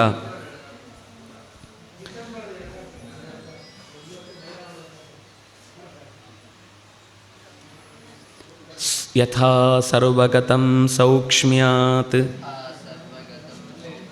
ಆಕಾಶಂ ನೋಪಲಿಪ್ಯತೆ ಸರ್ವತ್ರಾವಸ್ಥಿತೋ ದೇಹೇ ತಥಾತ್ಮಾ ನೋಪಲಿಪ್ಯತೆ. ಆಕಾಶಸ್ಥಲಿಂಗಾತ್ ಅಂತ ಒಂದು ಸೂತ್ರ. ದೇವರನ್ನು ತಿಳಿಯಬೇಕಾ? ಆಕಾಶವನ್ನು ತಿಳ್ಕೊ ಅಂತ. ಈ ಆಕಾಶವನ್ನು ತಿಳ್ಕೊಳ್ಳೋದು ಹೇಗೆ? ಒಂದಂತೂ ತಿಳ್ಕೊಳ್ಬೋದು. ಆಕಾಶ ಅಂದರೆ ಏನು ಅಂತ ಗೊತ್ತಾದರೆ, ಸ್ವಲ್ಪ ಪರಿಚಯ ಆದರೆ ಆಕಾಶದ ಗುಣಗಳೆಲ್ಲವೂ ಗೊತ್ತಾಗುತ್ತೆ. ಆಕಾಶ ಅಂದರೆ ಏನು? ನಾವು ಆಕಾಶ ಅಂದರೆ ಈಗ ಮೇಲೆ ನೀಲಿ ಕಾಣೋದು ಅಂತ ಅಂದ್ಕೊಂಡಿದ್ದೀವಿ. ಅಲ್ಲಿ ತನಕ ಇದೆ. ನೀಲಿ ಅನ್ನೋದು ಡೆಪ್ತ್ನ ಸಂಕೇತ ಹೊರತು ಕಲರ್ ಅಲ್ಲ. ಅದು ಯಾವುದು ಅತ್ಯಂತ ಗಂಭೀರವಾಗಿರುತ್ತೋ, ಆಳವಾಗಿರುತ್ತೋ ಅದು ನೀಲಿಯಾಗಿ ಕಾಣುತ್ತೆ. ಅದರಿಂದಾಗಿ ಕೃಷ್ಣ ಡೆಪ್ತ್ ಇರೋದ್ರಿಂದನೇ ಅವನು ನೀಲಿ ಅಂದರೆ ಬಣ್ಣ ಏಷ್ಯನ್ ಪೇಂಟ್ ತಂದು ಬಳಿಯೋದಲ್ಲ. ಅದು ನಮಗೆ ಅರ್ಥ ಆಗೋದಿಲ್ಲ. ಅದಕ್ಕೋಸ್ಕರ ನಾವು ಪೇಂಟ್ ಬಳೆದು ಬಿಡ್ತೇವೆ. ಪಾಪ ಅವನು ಪೇಂಟ್ ಬಣ್ಣ ಬಳೆದುಕೊಂಡು ಓಡಾಡುವ ಕೃಷ್ಣನಿಗೆ ಸಮಸ್ಯೆ. ಅವನ ಬಣ್ಣದಲ್ಲಿ ಇದ್ದವನಲ್ಲ. ಯಾಕೆಂದರೆ ಅದಕ್ಕೆ ಜಡ ಶರೀರವೇ ಇಲ್ಲ. ಅಂದಮೇಲೆ ಅದು ತನ್ನ ಸ್ವರೂಪ ಸಹಜವಾದದ್ದೇ ಜ್ಞಾನದ ಮಡುಗಟ್ಟುವಿಕೆ. ಅದು ಜ್ಞಾನ ಅನ್ನೋದು ಮಡುಗಟ್ಟಿದ್ರಿಂದ ಅದಕ್ಕೆ ನೀಲಿ. ಅದರಿಂದಾಗಿ ಭಗವಂತ ಆಕಾಶದಂತೆ ಬಣ್ಣದಿಂದ ಒಂದು ಡೆಪ್ತ್ ಅನ್ನುವ ಕಾರಣಕ್ಕಾಯಿತು. ಯಥಾ ಸರ್ವಗತಂ, ಎಲ್ಲ ಕಡೆ ಇದೆ ಆಕಾಶ ಇಲ್ಲದ ಜಾಗ ಇದೆಯಾ? ಈಗ ಈ ಯಂತ್ರ ಇರುವ ಎದುರುಗಡೆ ಯಂತ್ರವನ್ನು ತೆಗೆದರೆ ಅಲ್ಲಿ ಆಕಾಶ ಇದೆ. ಅದು ಆಕಾಶ ಅಲ್ಲಿಂದ ಇಲ್ಲಿಗೆ ಸರ್ದದ್ದಲ್ಲ. ಆಕಾಶ ಸರಿಯುವುದಿಲ್ಲ, ಆಕಾಶ ಇದ್ದಲ್ಲೇ ಇರುತ್ತೆ. ಹಾಗಾದರೆ ಎಲ್ಲ ವಸ್ತುಗಳು ಇದ್ದರೂ ಅದು ಇರುತ್ತೆ. ಯಾಕೆಂದರೆ ಸೌಕ್ಷ್ಮ್ಯಾತ್ ಸರ್ವಗತಂ, ಅದು ಅಷ್ಟು ಸೂಕ್ಷ್ಮ. ಯಾವ ವಸ್ತು ಅದರ ಎದುರಲ್ಲೇ ಬಂದರೂ ಅದು ಡಿಸ್ಟರ್ಬ್ ಆಗೋದಿಲ್ಲ. ಸರ್ವಗತಂ ಸೌಕ್ಷ್ಮ್ಯಾತ್ ಆಕಾಶಂ ನೋಪಲಿಪ್ಯತೆ. ಸೂಕ್ಷ್ಮವಾಗಿರುವುದರಿಂದ ಯಾವುದೋ ಒಂದು ಕೆಟ್ಟ ವಸ್ತು ಬಂತು, ಆಕಾಶ ಕೆಡುವುದಿಲ್ಲ. ಯಾರೋ ಒಬ್ಬ ಉಗಿತಾನೆ, ಆಕಾಶಕ್ಕೇನು ತೊಂದರೆ ಆಗೋದಿಲ್ಲ. ಆಕಾಶಕ್ಕೆ ಉಗಿಯುವುದು ಅಂತ ಬೈತಾರಲ್ಲ, ಅವನ ಮೇಲೇ ಬೀಳುತ್ತೆ ಅಂತ. ಹಾಗಾಗಿ ಆಕಾಶ ಏನನ್ನು ಅಂಟಿಸಿಕೊಳ್ಳುವುದಿಲ್ಲ. ಎಲ್ಲ ವಸ್ತುಗಳು ಇರುವಾಗಲೂ ಅದರ ಜೊತೆಗೇ ಇರುತ್ತೆ. ಎಲ್ಲ ವಸ್ತುಗಳು ಹೋಯಿತು, ಅಯ್ಯೋ ನನಗೆ ಇನ್ನು ಹೇಗಿರೋದು, ಯಾರೂ ಇಲ್ವಲ್ಲ ಅಂತಲೂ ತಲೆ ಕೆಡಿಸ್ಕೊಳ್ಳೋದಿಲ್ಲ. ಅದು ಆಕಾಶ ತಲೆ ಕೆಡಿಸ್ಕೊಳ್ಳುತ್ತಾ? ಈಗ ಕೆಲವೊಂದು ವಸ್ತುವಿಗೆ ಕೆಲವು ಬಣ್ಣ ಬಿದ್ದರೆ ಮಾತ್ರ ಆ ಥರದ ಒಂದು ಯಾವುದೋ ಈ ಬಟ್ಟೆಗಳನ್ನು ಮಾರಾಟ ಮಾಡುವ ಜಾಗಗಳಲ್ಲಿ ಒಂಥರ ವಿಚಿತ್ರವಾದ ದೀಪಗಳನ್ನು ಹಾಕಿರ್ತಾರೆ. ನೀವು ಅದನ್ನು ಮನೆಗೆ ತಂದ ಮೇಲೆ ಗೊತ್ತಾಗೋದು ನಿಜವಾದ ಬಣ್ಣ ಏನು ಅಂತ. ಅಲ್ಲಿ ನೋಡಿದಾಗ ಓ ಏನು ಅದ್ಭುತ, ಹಾಗೆ ಹೀಗೆ ಅಂತ ಅನಿಸುತ್ತೆ. ಆ ಲೈಟ್ ಇಲ್ಲ ಅಂದರೆ ಈ ವ್ಯಾಪಾರ ಡಲ್. ದೇವರು ಹಾಗೆ ಇನ್ನೊಂದು ಯಾವುದೋ ವಸ್ತು ಇಲ್ಲದೇ ಇದ್ದರೆ, ಅಥವಾ ಆಕಾಶ ಇನ್ನೊಂದು ವಸ್ತು ಇಲ್ಲದೇ ಇದ್ದರೆ ಅದರ ಸ್ವರೂಪವೇ ಇಲ್ಲ ಅಂತ ಆಗುತ್ತೆ ಅಂತಿಲ್ಲ. ಅದು ಏನಿದ್ರೂ ಏನಿಲ್ಲದೇ ಇದ್ದರೂ ಅದು ಇದ್ದ ಹಾಗೆ ಇರುತ್ತೆ. ಯಾಕೆಂದರೆ ಅಷ್ಟು ಸೂಕ್ಷ್ಮವಾದದ್ದು ಅಂತ ಒಂದು ಕಾರಣ. ಎಲ್ಲದರ ಜೊತೆಗಿರುವಷ್ಟು ಸೂಕ್ಷ್ಮ. ಎಲ್ಲ ವಸ್ತುಗಳು ಇಲ್ಲದೇ ಇದ್ದರೂ ಅದು ಹಾಗೇ ಇರುತ್ತೆ. ಆಕಾಶಂ ಇಪ್ಯತೆ. ಹಾಗೆಯೇ ಸರ್ವತ್ರ ಅವಸ್ಥಿತ ಆತ್ಮ ದೇಹೇ ನೋಪಲಿಪ್ಯತೆ. ದೇಹ ಅಂದರೆ ಈ ಶರೀರ ಮತ್ತು ಈ ಪ್ರಪಂಚ, ಇಷ್ಟು ಈ ಇಡೀ ಪ್ರಪಂಚ ಸೃಷ್ಟಿಯಾಗುವಾಗ ಇದೆ. ಸೃಷ್ಟಿ ಮುಗಿಯಿತು, ಪ್ರಳಯ ಆಯಿತು. ಪ್ರಳಯ ಆದಾಗಲೂ ಆಕಾಶ ಹಾಗೆ ಇರುತ್ತೆ. ಹೇಗೋ ಹಾಗೆ ಪರಮಾತ್ಮನು ಈ ಜಗತ್ತಿನ ಎಲ್ಲವನ್ನೂ ಸೃಷ್ಟಿ ಮಾಡಿದ ಮೇಲೂ ಮಾಡಿದ್ದರ ಲೋಪ ಅಥವಾ ಲೇಪ ಅವನಿಗಿಲ್ಲ. ಮಾಡಿ ಇದೊಂದು ಹೀಗೆ ಮಾಡಬೇಕಿತ್ತು, ಮಾಡಿದ ಮೇಲೆ ಇದು ಹೀಗಿರಬೇಕಿತ್ತು ಅಂತ, ಅಥವಾ ಅದನ್ನು ಕಳ್ಕೊಂಡಾಗ ಯಾವುದೋ ಕರ್ಮದ ಲೇಪ ಆಗಲಿ ಅಥವಾ ಹೀಗಿರಬೇಕಿತ್ತು ಅಂದರೆ ಅದು ಎಕ್ಸ್ಪೆಕ್ಟೇಷನ್ ಆಗಲಿ ಇಲ್ಲ. ಆಕಾಶ ಒಂದು ಒಳ್ಳೆಯ ದೃಷ್ಟಾಂತ ಪರಮಾತ್ಮನನ್ನು ತಿಳ್ಕೊಳ್ಳಿಕ್ಕೆ. ಆಕಾಶ ಅದಕ್ಕೆ ಗುಣ ಇಲ್ವಾ ಅಂದರೆ ಶಬ್ದ ಗುಣಕಮ್ಮ ಆಕಾಶಂ. ಆಕಾಶ ನಿರ್ಗುಣ ಅಲ್ಲ. ಆಕಾಶ ಇರುವುದರಿಂದಲೇ ನಾನು ಆಡಿದ ಮಾತು ನಿಮ್ಮ ಕಿವಿ ತನಕ ಬರಲಿಕ್ಕಾಗುತ್ತೆ. ಇಲ್ಲೊಂದು ಗ್ಲಾಸ್ ಹೌಸು ಮಧ್ಯದಲ್ಲಿ ಮಾಡಿ ಎಷ್ಟು ಮಾತಾಡಿದರೂ ಮೂಕಿ ಟಾಕಿ ಆಗುತ್ತೆ. ಏನೋ ಕೈ ಅಲ್ಲಾಡಿಸ್ತಾ ಇದ್ರಿ, ಏನು ಗೊತ್ತಾಗ್ತಾ ಇಲ್ಲ ಅಂತ. ಮಧ್ಯದಲ್ಲಿ ಆಕಾಶ ಇರುವುದರಿಂದ ಆಕಾಶದ ಸದ್ದಿನ ಗುಣವನ್ನು ಪ್ರಚೋದಿಸುವ ಶಕ್ತಿಯಾಗಿ ಗಾಳಿ ಇದೆ. ತರಂಗ ರೂಪದಲ್ಲಿ ಆ ಧ್ವನಿಯನ್ನು ಹೊತ್ಕೊಂಡು ಬರುತ್ತೆ. ಆದರೆ ಇಲ್ಲಿ ಹೊರಟ ಅ ಅನ್ನುವ ಅಕ್ಷರ, ಆ ಗಾಳಿಯ ನಮ್ಮ ಕಿವಿಯ ಬಳಿ ಇರುವ ಆಕಾಶದಲ್ಲೂ ಅ ಅನ್ನುವ ಅಕ್ಷರ ಇಲ್ಲದೇ ಇದ್ದರೆ ನಾನು ಇಲ್ಲಿ ಹೇಳಿದಲ್ಲಿ ವ್ಯಕ್ತ ಆಗೋದೇ ಇಲ್ಲ. ಆಕಾಶದಲ್ಲಿ ಎಲ್ಲ ಕಡೆಯೂ ಅದರದ್ದೇ ಆದ ಒಂದು ಶಬ್ದ ಇದೆ, ವರ್ಣಾತ್ಮಕವಾದ ಶಬ್ದ ಇದೆ. ಅದು ಧ್ವನ್ಯಾತ್ಮಕವಾದದ್ದಕ್ಕೆ ಅಲೆಗಳ ರೂಪದಲ್ಲಿ ಗಾಳಿ ಕೊಂಡು ಹೋಗುತ್ತೆ. ಈಗ ಎಷ್ಟೋ ಸರ್ತಿ ಶಬ್ದವೇ ಮಾತಾಡದೇ ಇದ್ದರೂ ಎದುರುಗಡೆ ಅವನಿಗೆ ಸೌಂಡ್ ವೇವ್ಸ್ ಕಳಿಸಿ ಅವನು ಅರ್ಥ ಮಾಡಿಸ್ತಾನೆ ಎನ್ನುವುದು ಹೇಗೆ? ಅದು ಆಕಾಶದ ಗುಣದಿಂದಾಗಿ. ತನ್ನ ಸದ್ದು ಬರದೇ ಇದ್ದರೂ ಮನಸ್ಸಿನಲ್ಲಿ ಯೋಚನೆ ಮಾಡಿದ್ದು ಸದ್ದಿನ ರೂಪದಲ್ಲಿ ಹೋಗಿ ಎದುರುಗಡೆ ಅವನಿಗೆ ಅರ್ಥ ಆಗುತ್ತೆ. ಅವನಿಗೆ ಓಹ್ ಹೀಗೆ ಇವರ ಅಭಿಪ್ರಾಯ ಅನ್ನೋದು ಅವನಿಗೆ ಮನಸ್ಸಿಗೆ ಮನ ಮುಟ್ಟತ್ತೆ ಅದು. ಹಾಗಾಗಿ ಅತ್ಯಂತ ಸೂಕ್ಷ್ಮವಾದ ಆಕಾಶ ಎಲ್ಲ ಇದ್ದಾಗಲೂ ವಿಕಾರಗೊಳ್ಳದೆ ವ್ಯಾಪ್ತವಾಗಿ ಆ ವಸ್ತುವಿನ ಜೊತೆಗೇ ಇದ್ದು ಅದು ಹೊರಟೋದ ಮೇಲೂ ವ್ಯಯವಾಗದೆ ಅಂತೆಯೇ ಇದ್ದು ಹೇಗೆ ಇರುತ್ತೋ ಹಾಗೆ ಭಗವಂತ ಸರ್ವತ್ರ ಅವಸ್ಥಿತ. ಆಕಾಶ ಸ್ಥಿತ, ಅವಸ್ಥಿತ ಅಲ್ಲ. ಅವಗಮನ ಇದ್ದು ಇಲ್ಲ. ಅವಗಮನ ಅಂದರೆ ತಿಳುವಳಿಕೆ ಇದ್ದು ಇಲ್ಲ. ಆಕಾಶ ಹಾಗಾದರೆ ದೇವರು ಮತ್ತು ಆಕಾಶ ಒಂದೇ ಆಯ್ತಲ್ವಾ? ಅದಕ್ಕೆ ಅವಸ್ಥಿತ ಅಂತ ಹೇಳಿದ್ದು. ಆಕಾಶ ಇದೆ, ಆದರೆ ಇದ್ದೇನೇನು ಗೊತ್ತಿಲ್ಲ ಅದಕ್ಕೆ. ಆದರೆ ದೇವರು ಹಾಗಲ್ಲ, ಎಲ್ಲದರ ಜೊತೆಗೆ ಇದ್ದೇನೆ ಅಂತಲೂ ಗೊತ್ತಿದೆ ಅದಕ್ಕೆ. ಆಕಾಶ ಇದ್ದರೂ ಅದು ಏನನ್ನು ಚಟುವಟಿಕೆ ಮಾಡಿ ಪ್ರತಿಕ್ರಿಯಿಸಲಿಕ್ಕಾಗೋದಿಲ್ಲ. ಆದರೆ ಭಗವಂತ ಪ್ರತಿಯೊಂದರ ಜೊತೆಗೂ ಇದ್ದು ಅದನ್ನು ತಿಳಿದು ಅದರ ಜೊತೆಗೆ ಏನೇನು ಕಾರ್ಯ ನಡೆಸಬೇಕೋ ಅದೆಲ್ಲವನ್ನು ಅದರ ಜೊತೆಗೇ ಇದ್ದು ಮಾಡ್ತಾನೆ. ಆದರೆ ತನಗೆ ಅದರ ದೋಷವನ್ನಾಗಲಿ ಅದರ ತೊಂದರೆಗಳನ್ನಾಗಲಿ ತಂದುಕೊಳ್ಳುವುದಿಲ್ಲ ಅಂದರೆ ತೊಂದರೆ ಆಗೋದಿಲ್ಲ. ತಂದುಕೊಳ್ಳುವುದಿಲ್ಲ ಅಂದರೆ ಅದೇನು ಅವನು ಸ್ವಾರ್ಥಿ ಅಂತಲ್ಲ, ಅವನಿಗೆ ಅದು ಯಾವುದರ ಅಪೇಕ್ಷೆ ಇಲ್ಲ. ಏನಾದರೂ ಒಂದು ಬೇಕು ಅಂತ ನಾವು ಅಂಟಿಸಿಕೊಂಡಿರ್ತಾನೆ, ಅದರಿಂದ ತೊಂದರೆ ಆಗಬೇಕು. ಅಂಟಿಸಿಕೊಳ್ಳದೇ ಇದ್ದವನಿಗೆ ತೊಂದರೆ. ಯಾರು ಈ ರೀತಿ ಭಗವಂತನನ್ನು ಅವನು ಯಾವತ್ತೂ ಯಾವುದನ್ನು ಅಂಟಿಸಿಕೊಳ್ಳುವುದಿಲ್ಲ ಅಂತ ಚಿಂತಿಸಿ ತಾನೂ ಕೂಡ ಯಾವುದನ್ನು ಅಂಟಿಸಿಕೊಳ್ಳದೆ ಇರ್ತಾನೆ ಅಂತಂದರೆ ಅವನಿಗೂ ದುಃಖ ಆಗುವ ಅವಕಾಶ ಇಲ್ಲ. ಅದನ್ನು ತಿಳಿಸ್ಲಿಕ್ಕೋಸ್ಕರ ಇಷ್ಟು ಪೀಠಿಕೆ ಕೊಟ್ಟದ್ದು. ಆಕಾಶ ತಿಳಿದ್ರೆ ನೀನು ದೇವರ ಬಗ್ಗೆ ಒಂದು ಸ್ವಲ್ಪ ತಿಳಿದ ಹಾಗೆ. ಆಕಾಶದ ಬಗ್ಗೆ ಎಲ್ಲ ಗೊತ್ತಾಗೋದಿಲ್ಲ ನಮಗೆ, ಸ್ವಲ್ಪ ಗೊತ್ತಾಗುತ್ತಷ್ಟೇ. ಅದು ವಿಕಾರ ಆಗೋದಿಲ್ಲ, ಎಲ್ಲ ಕಡೆಯೂ ಇದೆ, ಅತ್ಯಂತ ಸೂಕ್ಷ್ಮವಾದದ್ದು. ಎಲ್ಲ ವಸ್ತುಗಳು ಇರುವಾಗಲೂ ಇರುತ್ತೆ, ಎಲ್ಲ ವಸ್ತುಗಳು ಇಲ್ಲದೇ ಇರುತ್ತೆ. ಅದು ಪಕ್ಕಕ್ಕೆ ಸರಿಯುವುದು, ಇಲ್ಲಿಂದ ತೆಗೆದು ಆ ಕಡೆ ಇಟ್ಟು ಇಲ್ಲಿಲ್ಲ ಅಂತ ಆಗೋದು ಇಲ್ಲ. ಹಾಗೆ ದೇವರನ್ನು ಇಲ್ಲಿಂದ ತೆಗೆದು ಈ ಕಡೆ ಇಡ್ತೇನೆ, ದೇವರ ಪೆಟ್ಟಿಗೆ ಮಾತ್ರ ತೆಗೆದಿಡ್ಬೋದಷ್ಟೇ ಹೊರತು ದೇವರನ್ನು ತೆಗೆದಿಡ್ಲಿಕ್ಕೆ ಆಗೋದಲ್ಲ. ಅದು ಪೆಟ್ಟಿಗೆ ಬೇರೆ, ದೇವರು ಬೇರೆ. ಪೆಟ್ಟಿಗೆಯಲ್ಲಿ ದೇವರನ್ನು ತಿಳಿಲಿಕ್ಕೆ ಆಗುವ ನೆನಪು ತರುವ ಪ್ರತಿಮೆಗಳಿವೆ ಅಂತ ಅನ್ನೋದು ಬಿಟ್ಟರೆ ಅದೇ ದೇವರಲ್ಲ ಅಲ್ವಾ. ಪ್ರತಿಮೆ ಬೇರೆ, ದೇವರೇ ಬೇರೆ.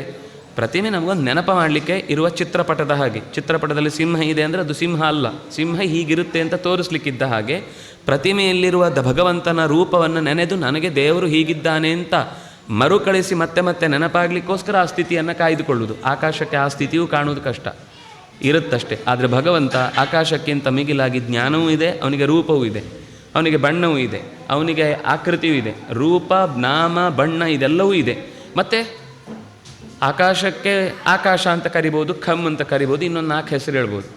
ಆದರೆ ಜಗತ್ತಿನಲ್ಲಿ ಎಲ್ಲ ಪದಗಳಿಂದಲೂ ವಾಚ್ಯನಾದಂತಹ ಒಂದು ವಸ್ತು ಇದ್ದರೆ ಅದು ಭಗವಂತ ಒಬ್ಬನೇ. ಹಾಗಾಗಿ ಆತ್ಮ ಅಂತರ್ಯಾಮಿಯಾಗಿ ನೋಪಲಿಪ್ಯತೆ, ಏನನ್ನು ಅಂಟಿಸಿಕೊಳ್ಳುವುದಿಲ್ಲ. ಯಥಾ ಪ್ರಕಾಶಯತ್ಯೇಕಃ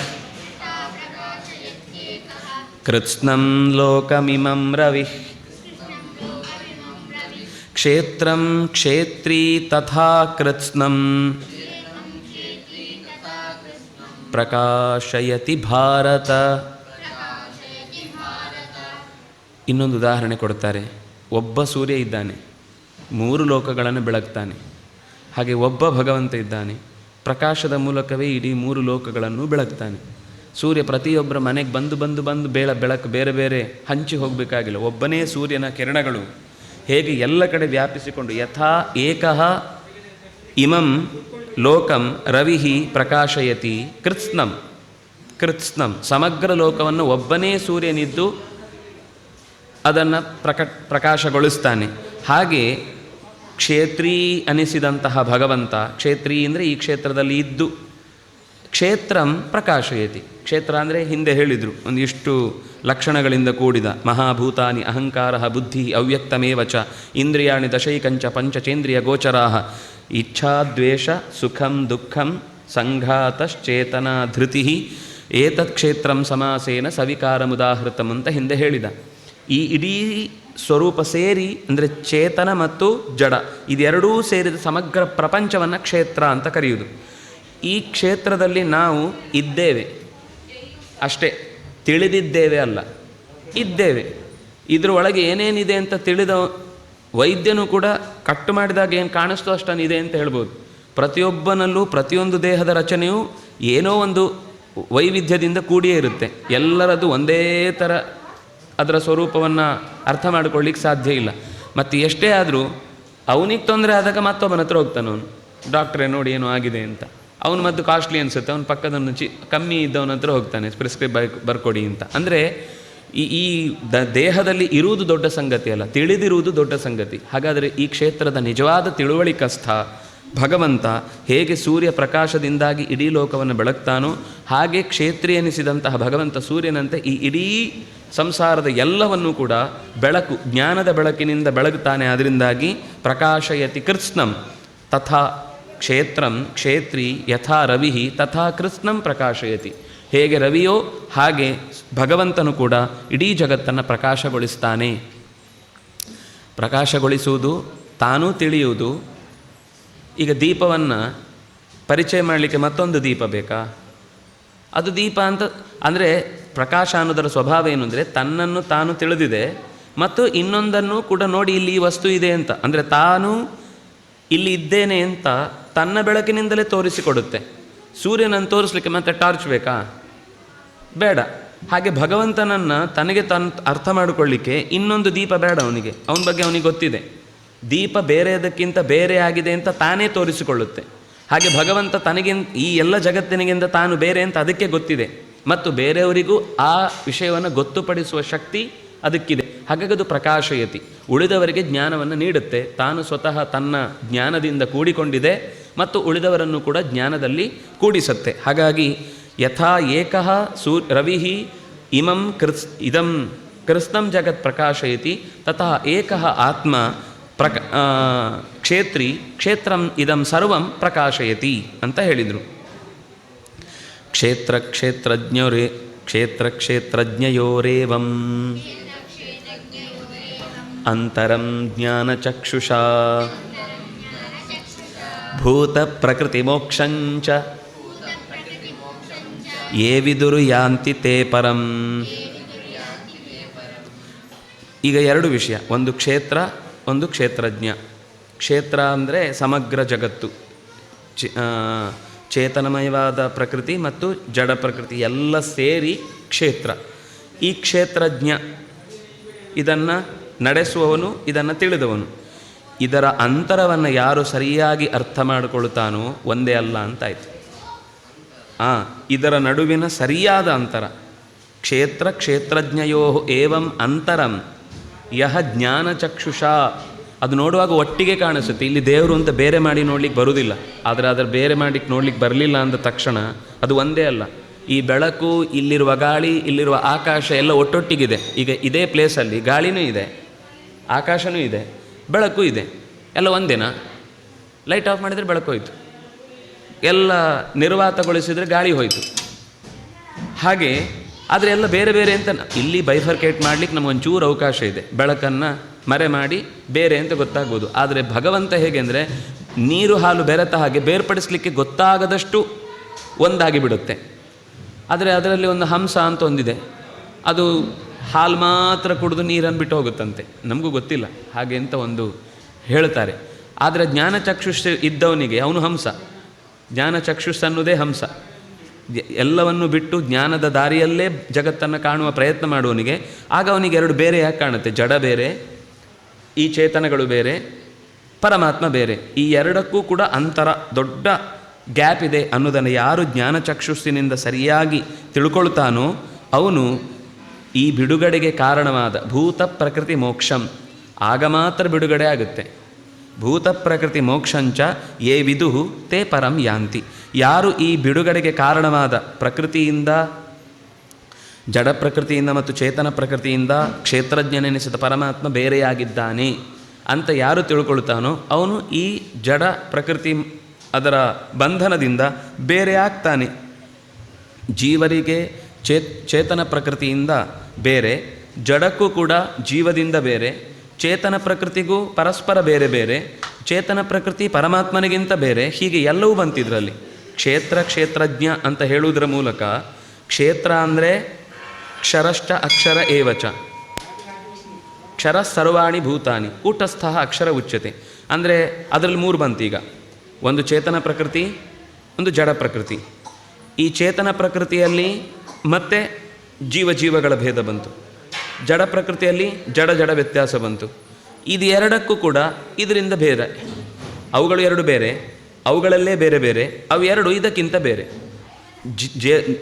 ಭಗವಂತ ಜಡಕ್ಕಿಂತ ಬೇರೆ, ಚೇತನಕ್ಕಿಂತಲೂ ಬೇರೆ. ಭಗವಂತನಲ್ಲಿ ಮತ್ತೆ ಬೇರೆ ಬೇರೆ ಇಲ್ಲ. ಜಡದಲ್ಲಿ ಬೇರೆ ಬೇರೆ ಇದೆ, ಚೇತನಗಳಲ್ಲಿ ಬೇರೆ ಬೇರೆ ಇದೆ, ಜಡಚೇತನಗಳು ಬೇರೆ ಬೇರೆ, ಜಡ ಮತ್ತು ಚೇತನಗಳಿಂದ ಪರಮಾತ್ಮ ಬೇರೆ, ಆದರೆ ಪರಮಾತ್ಮನಲ್ಲಿ ಬೇರೆ ಬೇರೆ ಇಲ್ಲ. ಈ ಅಂತರವನ್ನು ಯಾರು ಸರಿಯಾದ ಅರಿವಿನ ಕಣ್ಣಿನಿಂದ ಚೆನ್ನಾಗಿ ಕಾಣ್ತಾನೋ ತೇ ಪರಂ ಯಾಂತಿ, ಅವರು ಶ್ರೇಷ್ಠವಾದ ಅರಿವನ್ನು ಹೊಂದುತ್ತಾರೆ, ಎತ್ತರದ ಸ್ಥಿತಿಯನ್ನು ಅನುಭವಿಸ್ತಾರೆ ಅಂತ.